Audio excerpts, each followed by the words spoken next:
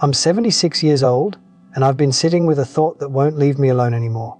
It came to me quietly, the way most important things do, and it hurt more than I expected.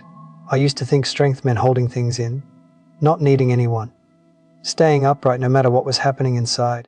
I believed distance was discipline and silence was control. I'm telling you this now, because there isn't much time left to pretend I didn't learn anything. And because if I don't say it out loud, it feels like I wasted too many years twice. These days are slower. My mornings are quiet in a way they never used to be. The house still stands, the same walls, the same windows, but it doesn't sound like a home anymore. It sounds like waiting. I don't tell this story to be understood. I tell it because I finally understand it myself, and it arrived late.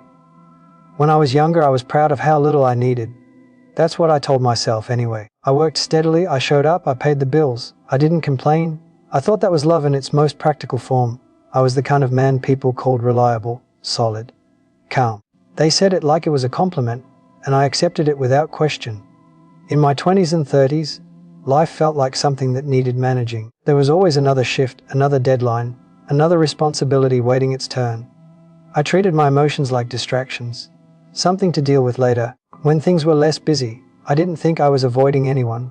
I thought I was being mature. I married young. She was warm in a way I never learned to be. She spoke easily about how she felt.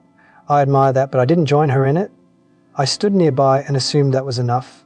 When she asked how my day was, I gave summaries, outcomes. I didn't tell her what weighed on me because I didn't think it mattered. I didn't think I mattered in that way. I believed love was proven through endurance, through staying, through not falling apart. There were evenings she wanted to talk, really talk, and I told her I was tired, which was true. But it wasn't the whole truth. I was tired of opening doors I didn't know how to close. When the kids came, I worked more. Not because I didn't want to be home, but because working felt clear. You do the task, you finish it, you move on. Parenting didn't come with instructions like that. I went to their events when I could. I stood at the back of rooms. I clapped. I drove them places. I thought presence was physical. I didn't realize how many conversations I postponed, how many questions I answered later, how many, not now, moments quietly stacked up, then collapsed. That's the dangerous part. Things don't always break when they're being damaged. Sometimes they just thin out. My marriage didn't end in a dramatic way. It faded. We became efficient with each other, polite. We stopped arguing because there was nothing left to argue about. When she finally said she felt alone, I was offended. I was right there, wasn't I? I had never left, but I had. Just not visibly. I told myself she needed too much, that I was built differently. That emotional distance was just my nature. I called it strength because that sounded better than fear. The years moved on. The kids grew up. They called less, and I told myself that was normal, that independence was healthy, that I had done my job. I didn't notice how quiet my phone had become until I had time to notice it. The turning point wasn't dramatic. It never is. It was a hospital room, a chair that didn't fit my back anymore, and a conversation that couldn't be delayed this time. She was sick, not suddenly, but seriously. The kind of sick that rearranges priorities without asking permission.